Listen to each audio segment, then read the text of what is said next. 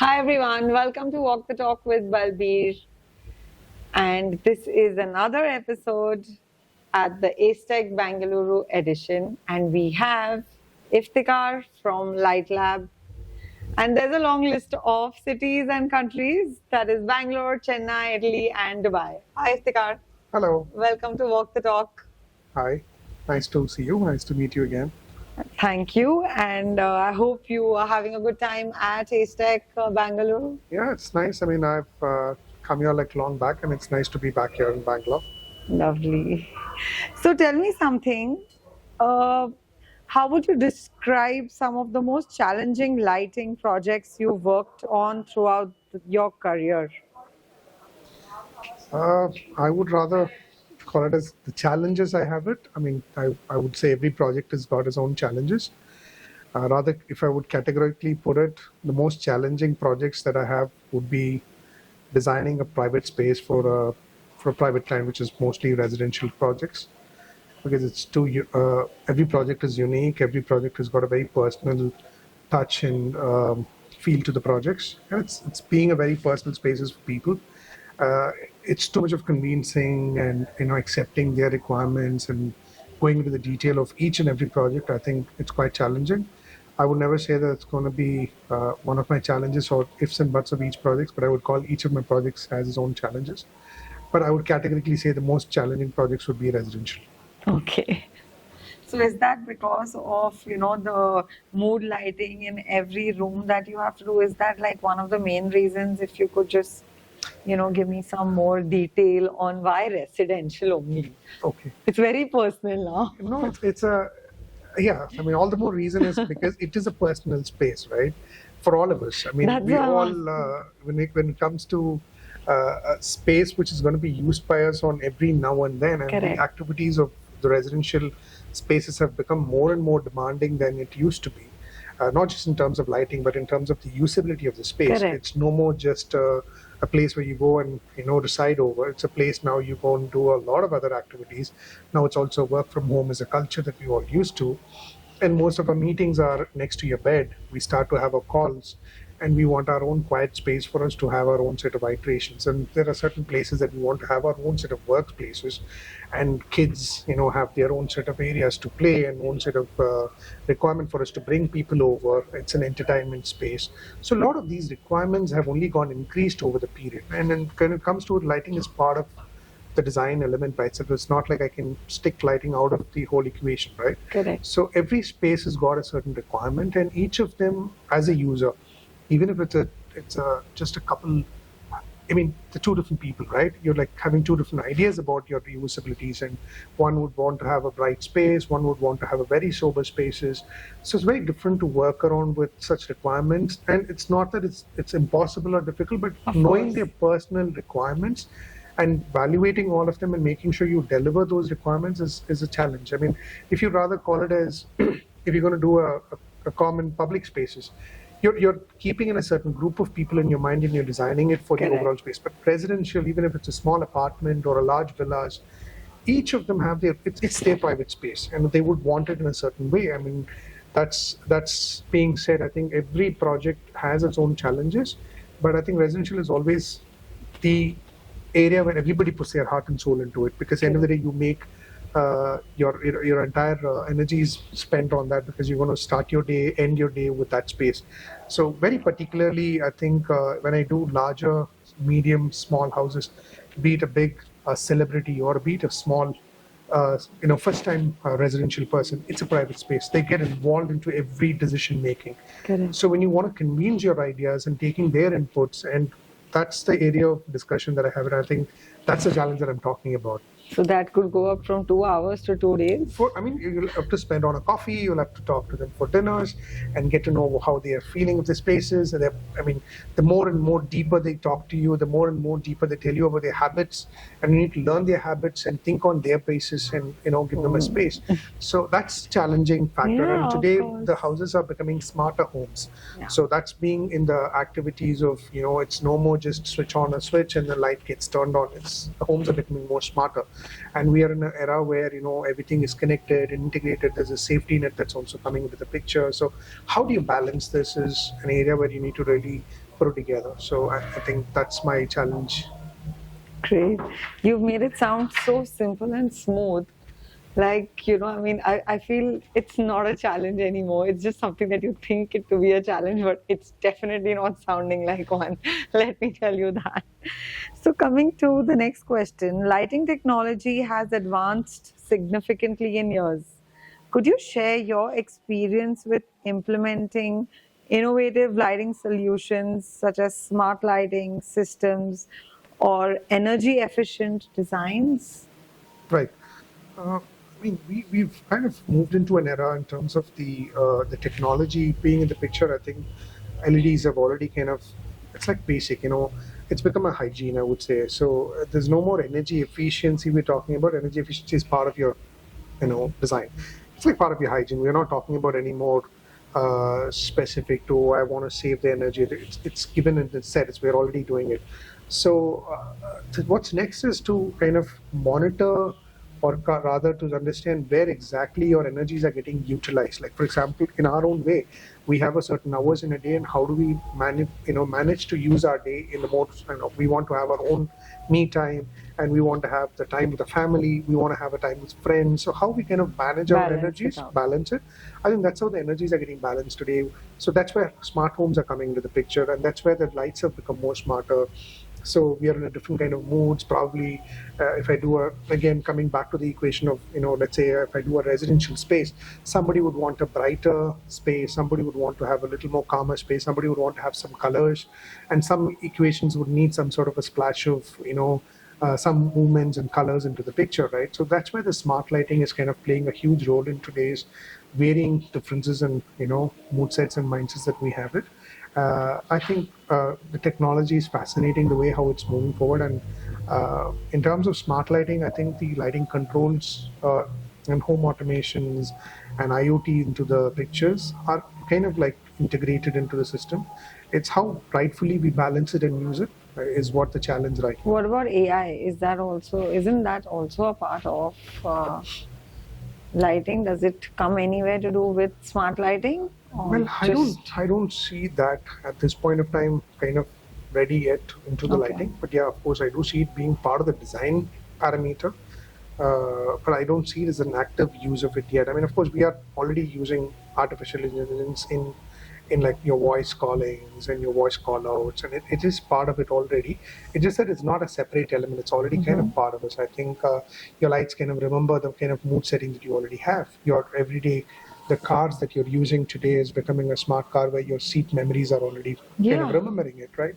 So the same way your lighting in your house is already kind of remembering, okay, you're coming into your bedroom. It knows that you're there, and you have exactly. your mood. That's your That's ambience that you want to do it. It's already part of the AI, but it's just that it's not standing out as a separate element. It's already kind of integrated. that's what I feel, that AI has already been a part of smart lighting Yeah, since many years. yeah, yeah. It is. I mean, I would say Yeah. in every house we're already like giving a lot of data, and the data are being collected. What we're speaking right now in your Alexas and voiceover Yeah. data collections and everything is already happening. It kind of starts to note down your activities today. So it knows that you're coming at 8 o'clock in the evening. This is the mood that you would like to be in. It automatically starts playing a particular music or mellows down the lighting. So it's already there. It's about Yeah. how willfully you want to balance it, and how much do you want it to take control of you, and how much Mhm. you want to keep it out is the choice that we have to make now. So does that get difficult, or is Well, it's a choice for all of us. I think how much do you want to keep your privacies open, and okay? how much do you want to close it is a choice that we all have. Lovely. So, in your experience, what are some common mistakes or misconceptions that clients or architects, interior designers have about lighting design, and how do you address or correct them?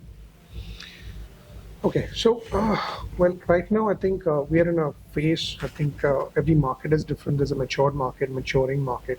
I think as a country in India, it's a maturing market right now, and real estate today is really growing, and it's in this. I would rather see this is a at a very nice peak of its growth, and I think the challenges that comes along with that is also from multiple stakeholders, right? From a designer, from a client, from a developer. What is their understanding about it is they're part of the movement. Part of the movement is today it has to have the buildings are no more just a normal building. It has to become the building has to be noticeable even in the evenings. So they want to do something about it, but they don't know what to do. So then, they just say, okay, can you just light it up? So when the clients come in and say, I just want a lighting, so they just call randomly, I just want to do lighting. They don't understand the exact scope what we would be bringing onto the table. Sometimes they just think we're just here to do cost saving. Sometimes they just think we're going to just do energy saving. They think that we're going to be, bringing in a lot of light. Sometimes we just don't do any of that. I mean, we just probably never going to save you cost. We are going to make it more accessible, more approachable, more well lit spaces or more comfortable spaces. So I don't think that's a misconception that most of the time the clients have it or the project manager has it. And when it comes to the architects, sometimes they just think we're just a breed of people who will just give them wattages, loads, and what is the total lux levels and things like that. I think we've already kind of crossed that stage of having just lux levels and wattages. We are into the phase where we are, as lighting designers, we give them more design well lit design spaces, which is smooth and ambient for them to work around or be in part of it. So we're not just people who just give you wattages and do them packages. So that's another misunderstanding that the architects would have. So yes, it is challenging, but the challenges are kind of getting better, and each market is different. So I'm fortunate enough to work in market like in India. I've had a chance to work in Italy. I've had a chance to work in markets in Dubai. Of course, it has its own landscape. Within India itself is so much of a different landscape. So I come from the south, and especially come from, I have my practice originally started from Chennai. So which is again a very bright, every day we have a lot of light, and it's kind of used to that kind of a lighting level. So getting used to that kind of a area, communicating that, it's not like everything has to be bright. There can be contrast and things like that is coming in. It is definitely developing, but yeah, those are the challenges or the differences that I have with the architects and designers.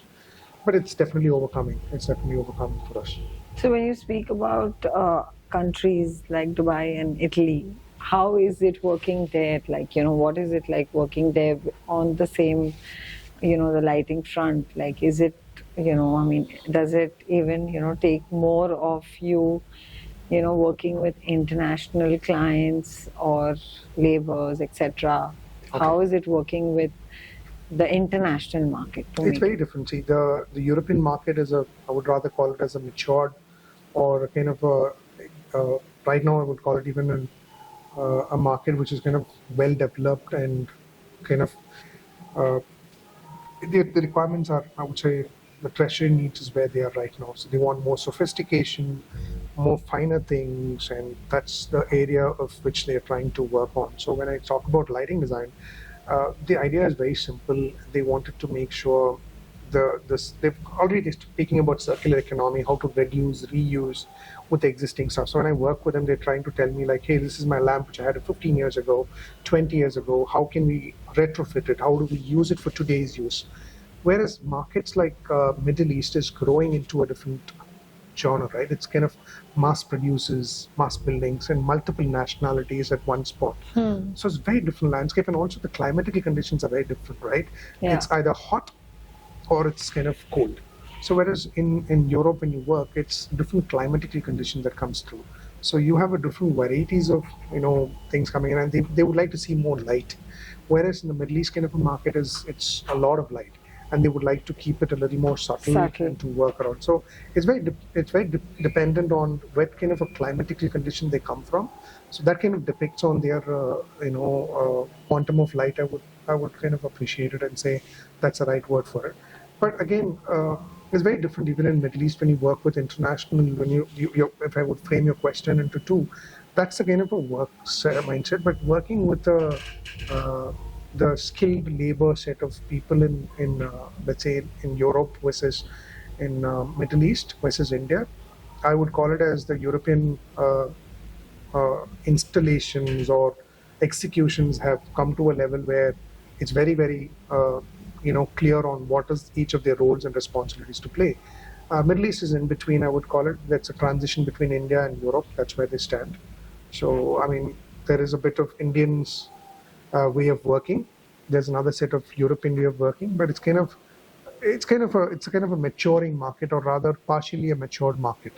But the challenges are definitely there as well. There is equally translation of your design to execution is still a bit of a challenge in the Middle East also. Not very different from India, I would say, uh, except for the bigger projects, except for the bigger name projects, it's kind of well done. But we don't do always bigger projects, right? We also Correct. have all set of projects. So what if I want to have a client who wants to do a house in Dubai? He also want to have nice, pleasant stuff. He's paying for all the nice products. So yes, the next challenge that I find in the industry is, as many as new lighting design companies, lighting supply companies are coming, the challenge is we don't have enough execution companies or installation companies. I think that's an area of focus and a future that I see in the industry has another vertical that is growing. So there could be a lot of possibility that India and Middle East sort of places will have more installation vendors than just execution partners, and then just supply partners. There'll be more execution partners also, because it is not a product which is fit and forget. It's not like a stone. You Yeah. fit it and you forget and you leave for next 50 years to go. But these are electronics. It's bound to fail. It's bound to have a replacement. It's bound to have a servicing. So Correct. the challenge is that to kind of run it, maintain it, and have it, because it's no point in just investing and keeping it dead. I think that's another area of challenge that I see it in all these markets. Can you provide examples of projects where you've had to work within budget constraints while still delivering exceptional lighting solutions? How do you prioritize cost effectiveness without compromising quality?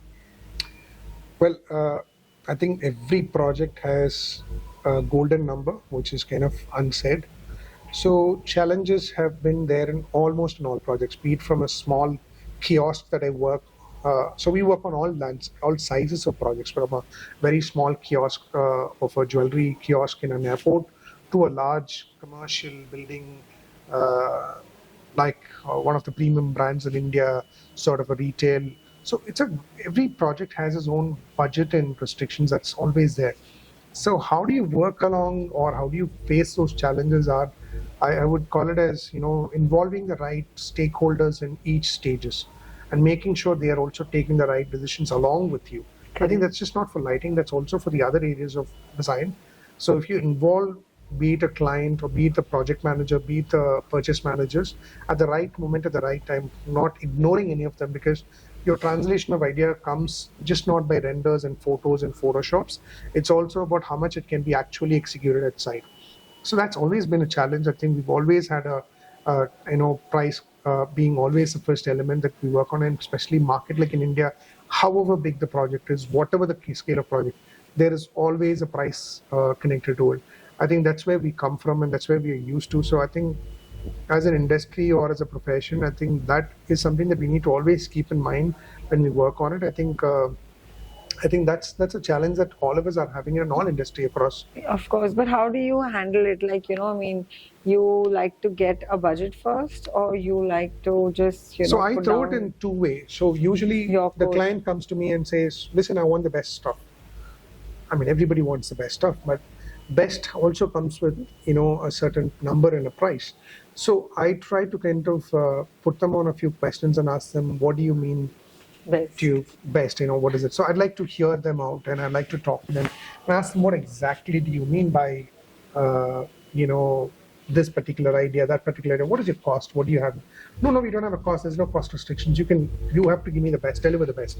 So what I start to do is I kind of start to give them numbers. So what I do in my design process is, whenever I do any small, medium, large scale projects that I work on, I always throw, when I show them a nice, let's say this is how your building is going to look like when it's going to be lit. I tell them this is also going to cost you so much of price. So they're like, yeah, this is okay, this is not okay. So you know what you're working around with. So it's always very sensitive, Yeah. because sometimes certain projects they think like, oh, you're looking too commercial. You're always talking about money. Sometimes it's a very sensitive topic for projects, and so like, why are you always talking about money? Work on the design first, and we'll see that. I'm like, sure, but there's no fun in working on paper without a realistic Without, number to it, right? exactly. So Yeah. I think that's where our mentality is. As a designers, we kind of start to get overwhelmed with the design process, but I think there has to be a notion of price point that's connected to every Correct. stage and phases. 100%. So, I mean, it's always a challenging area, and it's always a gray area. That gray area is something that people don't speak about, but that's the truth. I mean, that's something. Yeah. And our market, especially in India, it's always gray. There's no black and white at all. So it's very, very, very important that we need to like kind of trick them over on a very sensitive points in every stage possible to let them know that, you know, this is the cost. And they immediately come back to tell you like, no, no, no, I don't want this. This is not my kind of a budget. Or sometimes that becomes a ritual for you to also convince them. It's not Yeah. about always price sensitive. Correct. Because sometimes I don't think there is budget.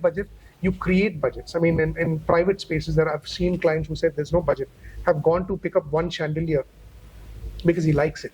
And he wants to spend the entire budget on one particular chandelier and keep the rest of the area in a very muted tone also. That's okay.